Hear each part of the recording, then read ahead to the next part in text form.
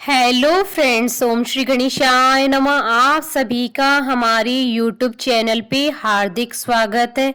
आज हम आपको माघ मास की संकष्टी चतुर्थी, जिसे तिलकुट चौथ और सकट चौथ के नाम से भी जाना जाता है, की व्रत कथा, पूजा विधि, शुभ मुहूर्त, चंद्रोदय का समय और महत्व के बारे में बताएंगे। हर माह में दो चतुर्थी होती है, एक शुक्ल पक्ष में जिसे विनायकी चतुर्थी कहते हैं, दूसरी कृष्ण पक्ष में जिसे संकष्टी चतुर्थी कहा जाता है। लेकिन सभी में माघ मास की संकष्टी चतुर्थी का विशेष महत्व माना गया है, जिसे सकट चौथ, संकष्टी चतुर्थी, तिलकुट चौथ आदि नामों से जाना जाता है। संकष्टी का अर्थ होता है संकटों को हरण करने वाली चतुर्थी।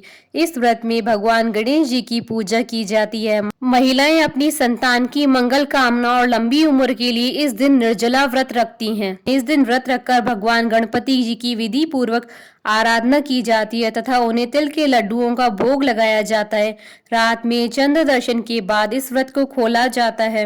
रात्रि में चंद्रोदय के बाद चंद्रमा को अर्घ्य देकर व्रत का पारण किया जाता है। चंद्रमा को शहद, रोली, चंदन मिश्रित दूध से अर्घ्य देना चाहिए। कुछ स्थानों पर महिलाएं व्रत के बाद सबसे पहले शकरकंद का प्रयोग करती है। ऐसी मान्यता है कि सकट चौथ पर गणपति जी की पूजा से सारे कष्ट दूर हो जाते हैं। सकट चौथ का व्रत विशेष रूप से संतान की दीर्घायु और उनके सुखद भविष्य की कामना के लिए रखा जाता है। पद्म पुराण के अनुसार इस व्रत को स्वयं भगवान गणेश जी ने मां पार्वती को बताया था। वैसे तो हर महीने की कृष्ण पक्ष की चतुर्थी गणेश चतुर्थी कहलाती है, लेकिन माघ मास की चतुर्थी तिल संकटा चौथ कहलाती है। पद्म पुराण के अनुसार आज ही के दिन कार्तिकेय के साथ पृथ्वी की परिक्रमा लगाने की प्रतिस्पर्धा में उन्होंने पृथ्वी की बजाय भोलेनाथ और मां पार्वती की 7 बार परिक्रमा की थी। तब शिव जी ने प्रसन्न होकर देवों में प्रमुख मानते हुए उनको प्रथम पूजा का अधिकार दिया था। माघ मास की संकष्टी चतुर्थी का व्रत करने से घर परिवार में आ रही विपदा दूर होती है। कई दिनों से रुके मांगलिक कार्य संपन्न होते हैं तथा भगवान श्री गणेश असीम सुखों की प्राप्ति कराते हैं। इस दिन गणेश कथा सुनने अथवा पढ़ने का विशेष महत्व माना गया है। व्रत करने वालों को इस दिन व्रत कथा पढ़नी या सुननी चाहिए, तभी व्रत का संपूर्ण फल प्राप्त होता है। सकट चौथ पर माँ अपने बच्चों के लिए व्रत रखती है। ऐसा माना जाता है कि जो बच्चे गंभीर रोग से पीड़ित होते हैं उनके लिए यदि माँ इस दिन व्रत रखे तो लाभ मिलता है। वहीं यह व्रत बच्चों को बुरी नजर से भी बचाता है। इसके साथ ही जो माँ अपने बच्चों के लिए इस दिन व्रत रखती है वे बच्चे जीवन में कई तरह के संकटों से दूर रहते हैं। इस दिन बालचंद्र गणेश जी की पूजा की जाती है। पुत्रवती स्त्रियां पुत्र सुख की समृद्धि के लिए व्रत रखती हैं। इस दिन स्त्रियां निर्जल व्रत रखती हैं। सूर्यास्त से पहले गणेश संकष्टी चतुर्थी व्रत कथा की पूजा होती है। इस दिन तिल का प्रसाद खाना चाहिए। दूर्वा, शमी, बेलपत्र, गुड़ में बने तिल के लड्डू चढ़ाने चाहिए। संकष्टी चतुर्थी का शुभ मुहूर्त पंचांग के अनुसार इस बार संकष्टी चतुर्थी 31 जनवरी 2021 रविवार के दिन है। चतुर्थी तिथि प्रारंभ होगी 31 जनवरी 2021 को रात्रि 8:24 पर और चतुर्थी तिथि का समापन होगा अगले दिन 1 फरवरी 2021 को शाम 6:24 पर चंद्रोदय का समय 31 जनवरी 2021 को रात्रि 8:48 से 9 बजे तक है। तिल संकष्टी चतुर्थी व्रत की विधि। बालचंद्र गणेश जी की पूजा संकट चौथ को की जाती है। प्रातःकाल नित्य कर्म से निवृत्त होकर षडोपचार विधि से गणेश जी की पूजा करें और गणेश जी की वंदना करें। इसके बाद बालचंद्र गणेश जी का ध्यान करके पुष्प अर्पित करें। पूरे दिन मन ही मन में श्री गणेश जी के नाम का जाप करें। सूर्यास्त के बाद स्नान करके स्वच्छ वस्त्र पहन ले। अब विधि पूर्वक गणेश जी का पूजन करें। एक कलश में जल भरकर रखें। धूप दीप अर्पित करें। नैवेद्य के रूप में तिल तथा गुड़ के बने हुए लड्डू, ईख, शकरकंद, गुड़ तथा घी अर्पित करें।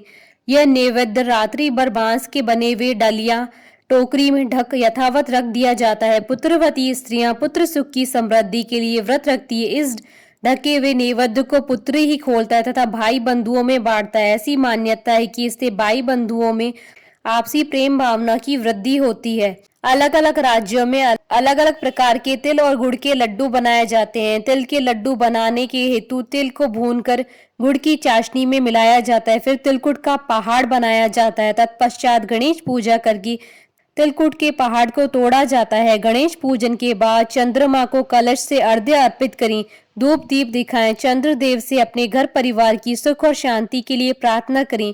इसके बाद एकाग्रचित्त होकर कथा सुने या सुनाएं। सभी उपस्थित जनों में प्रसाद बांट दें। महिलाएं इस दिन दूध और शक्करकंदी खाकर अपना व्रत खोलती है। महिलाएं अगले दिन ही अनाज ग्रहण करती हैं।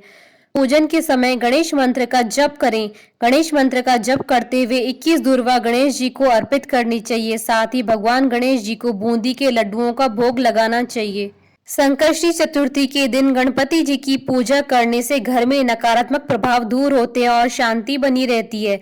ऐसा कहा जाता है कि गणेश जी घर में आ रही सारी विपदाओं को दूर करते हैं और व्यक्ति की मनोकामनाओं को पूर्ण करते हैं। चंद्र दर्शन भी चतुर्थी के लिए बहुत ही शुभ माना जाता है। सूर्योदय से प्रारंभ होने वाला यह व्रत चंद्र दर्शन के बाद संपन्न होता है। पूरे साल में संकष्टी चतुर्थी के 13 व्रत रखे जाते हैं। सभी व्रत के लिए अलग अलग व्रत कथा है। अलग अलग पुराणों में माघ संकष्टी चतुर्थी की अलग अलग कथाओं का वर्णन मिलता है। माघ संकष्टी चतुर्थी व्रत कथा। ऋषि शर्मा ब्राह्मण की कथा आरंभ करें। देवी पार्वती जी ने पूछा, माघ के महीने में किस गणेश जी की पूजा करनी चाहिए? उस दिन पूजन में किस चीज का भोग लगाना चाहिए और किस प्रकार का आहार लेना चाहिए?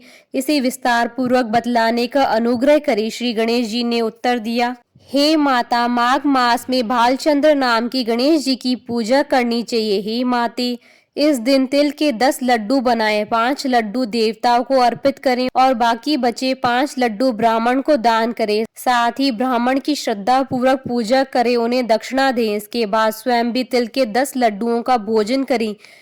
इसके बारे में आपको राजा हरिश्चंद्र की कथा सुनाता हूँ। सतयुग में हरिश्चंद्र नाम के एक यशस्वी राजा हुए थे। वे क्षत्रिय धर्मपरायण में चतुर, सज्जन स्वभाव, सत्वक्ता और विद्वान ब्राह्मणों के आराधक थे। हे देवी, उनके राज्य में अधर्म का नाम तक नहीं था तथा कोई भी व्यक्ति गरीब, लूला, लंगड़ा अथवा दुखी न था। सभी व्यक्ति रोग रहित एवं चिरायु होते थे। उनके राज्य में ऋषि शर्मा नाम के एक तपस्वी ब्राह्मण रहते थे। एक पुत्र को प्राप्त करने के पश्चात उनका स्वर्गवास हो गया। पुत्र का पालन पोषण उनकी धर्म पत्नी करने लगी। भिक्षा मांगकर वह विधवा ब्राह्मणी पुत्र का भरण पोषण करती थी। उस ब्राह्मणी ने माघ महीने की संकटा चतुर्थी का व्रत किया। वह सदैव गोबर से गणपति जी की मूर्ति बनाकर उसका पूजन किया करती थी। हे माते, भिक्षा मांगकर ही उसने तिल के 10 लड्डू बनाए। इसी के मध्य उसका पुत्र गणेश जी की प्रतिमा अपने गले में बांधकर कहीं खेलने चला गया। तब एक चांडाल कुमार उस ब्राह्मणी के 5 साल के बालक को जबरदस्ती पकड़कर अपने आवा में बैठाकर उस आवे को बंद कर दिया और मिट्टी के बर्तनों को पकाने हेतु उसमें अग्नि दे दी। बच्चे की माता जब अपने बालक को ढूंढने लगी तब उसके ना मिलने पर वह बहुत दुखी हुई। वह ब्राह्मणी रोती भिलकती हुई श्री गणेश जी की प्रार्थना करने लगी, हे गणेश जी, हाथी के समान मुख वाले, विशाल काय वाले, आप मुझ दुखियारी की रक्षा कीजिए। हे लंबोदर, हे विनायक, हे 4 भुजाओं वाले, हे मस्तक पर चंद्रमा को धारण करने वाले, दयावंत, मैं पुत्र के व्रय में दुखी हूँ, आप मेरी रक्षा करें। इस तरह वह ब्राह्मणी आधी रात तक रोती बिलखती रही। सुबह हो जाने पर कुमार अपने पके हुए बर्तनों को देखने के लिए आया। जब उसने आंवा खोला तो देखा तो उसमें जांग के बराबर पानी इकट्ठा हुआ पाया और पानी में बैठे एक बालक को खेलते हुए देखा। इस आश्चर्यजनक घटना को देखकर वह आश्चर्यचकित हो गया और डर के मारे कांपने लगा। इस अद्भुत घटना की खबर उसने राज दरबार में आकर दी और उसने अपने द्वारा किए दुष्कर्म को भी राज्यसभा में बता दिया। कुम्हार ने कहा कि हे महाराज हरिश्चंद्र, मैं अपने बुरे कार्य के लिए मृत्यु के योग्य हूँ। उसने पुनः कहा कि महाराज, अपनी पुत्री के विवाह हेतु मैंने अनेक बार मिट्टी के बर्तनों को पकाने के लिए आंवा लगाया, लेकिन मेरे बर्तन कभी नहीं पके और हमेशा कच्चे ही रहे। तब मैंने डरकर एक तांत्रिक से इसकी वजह पूछी। उसने कहा कि तुम बिना बताए किसी लड़के की बलि चढ़ा दो, तुम्हारा आंवा पक जाएगा। मैंने विचारा कि मैं किसके बालक की भेंट चढ़ाऊं। जिस किसी के बालक की भेंट चढ़ाऊंगा वह मुझे जिंदा नहीं छोड़ेगा। इसी डर के कारण ही महाराज मैंने तय किया कि इस बालक को ही आंवे में बैठाकर अग्नि लगा दूंगा। मैंने अपनी पत्नी से सलाह की कि ऋषि शर्मा ब्राह्मण का स्वर्गवास हो गया है, उसकी पत्नी भिक्षा से अपना पेट भरती है, वह इस बालक का क्या करेगी। मैं अगर उसके बालक की भेंट चढ़ा दूं तो मेरा आंवला भी पक जाएगा। मैं इस घोर पाप कर्म को करके रात में चिंता रहित होकर सो गया। सुबह जब मैंने आंवला खोला तो मुझे दिखाई दिया कि इस लड़के को मैं जिस तरह बैठा कर गया था उसी प्रकार बिना डर के बैठा है और उस आंवले में जांघ तक पानी भरा हुआ है। इस भयानक दृश्य से मैं कांप गया और उसकी जानकारी देने में आपके पास आया हूँ। कुम्हार की बात सुनकर राजा बहुत ही हैरान हुए और उस बालक को देखने के लिए गए। वहां बालक को आनंद पूर्वक खेलते देखकर मंत्री से राजा ने कहा कि यह क्या बात है, यह लड़का किसका है, इसका पता लगाओ। इस आंवले में जांघ जितना पानी कहाँ से आया? बालक को ना तो अग्नि ने जलाया और ना ही ये भूख प्यास से व्याकुल है। यह आंवले में उसी प्रकार खेल रहा है जैसे अपने घर में खेल रहा हो। राजा इस प्रकार की बातें कर रहे थे कि तभी वह विधवा ब्राह्मणी रोती सिसकती हुई वहां आ गई। वह कुम्हार को कोसने लगी। जिस तरह गाय अपने बछड़े को देखकर रंभाती है वही दशा उस ब्राह्मणी की थी। वह ब्राह्मणी अपने बालक को गोदी में लेकर प्यार करने लगी और कांपती हुई राजा के सामने बैठ गई। राजा हरिश्चंद्र ने पूछा, हे ब्राह्मणी, क्या तू कोई जादू टोना जानती है या तूने कोई धर्म का कार्य किया है जिसके फलस्वरूप बच्चे को अग्नि छू तक नहीं सकी? राजा के ऐसा कहने पर ब्राह्मणी बोली, हे महाराज, मैं कोई जादू टोना नहीं जानती और ना ही मैं कोई तपस्या योग आदि की विधि जानती हूँ। हे महाराज, मैं तो संकट नाशक गणेश चतुर्थी का व्रत करती हूँ। उसी व्रत के प्रभाव के कारण मेरा पुत्र जीवित बचा है। ब्राह्मणी की यह बात सुनकर राजा ने आदेश दिया कि मेरे राज्य की समस्त जनता इस संकटनाशक श्री गणेश चतुर्थी के व्रत को करे। राजा ने कहा, पतिव्रते तू धन्य है। उस दिन से नगर के सभी लोग प्रत्येक मास की गणेश चतुर्थी का व्रत करने लगे। श्री कृष्ण जी ने कहा, हे युधिष्ठिर, आप भी इस उत्तम व्रत को कीजिए। इस व्रत को करने से आप राज्य को प्राप्त करेंगे तथा आपकी सभी इच्छाएं पूरी होंगी। भगवान श्री कृष्ण के वचनों को सुनकर श्री युधिष्ठिर बहुत प्रसन्न हुए और महाकृष्ण चतुर्थी का व्रत करके निर्विघ्न राज्य का सुख भोगा। तिल चौथ की कथा। एक शहर में देवरानी जेठानी रहती थी। जेठानी अमीर थी और देवरानी गरीब थी। देवरानी गणेश जी की भक्त थी। देवरानी का पति जंगल से लकड़ी काट कर बेचता था और अक्सर बीमार रहता था। देवरानी जेठानी के घर का सारा काम करती थी और बदले में जेठानी बचा हुआ खाना, पुराने कपड़े आदि उसको दे देती थी। इसी से देवरानी का परिवार चल रहा था। माघ महीने में देवरानी ने तिल चौथ का व्रत किया। 5 आने का तिल व गुड़ लाकर तिलकुटा बनाया।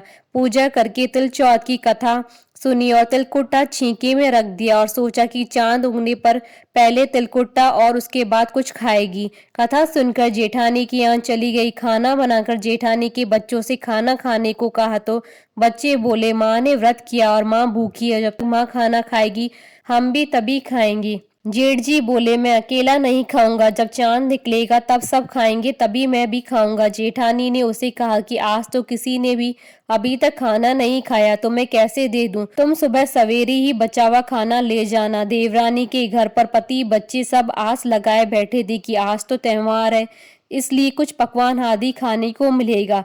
परंतु जब बच्चों को पता चला कि आज तो रोटी भी नहीं मिलेगी तो बच्चे रोने लगे। उसके पति को भी बहुत गुस्सा आया और कहने लगा, सारा दिन काम करके भी 2 रोटी नहीं ला सकती तो काम क्यों करती है? पति ने गुस्से में आकर पत्नी को कपड़े धोने के धोवने से मारा। धोवना हाथ से छूट गया तो पाटे से मारा। वह बेचारी गणेश जी को याद करती हुई रोते रोते पानी पीकर सो गई। उस दिन गणेश जी देवरानी के सपने में आए और कहने लगे, धोवने मारी, पाटे मारी, सो रही है या जाग रही है? वह बोली, कुछ सो रही हूँ, कुछ जाग रही हूँ। गणेश जी बोले, भूख लगी है, कुछ खाने को दे दे। देवरानी बोली, क्या दूं?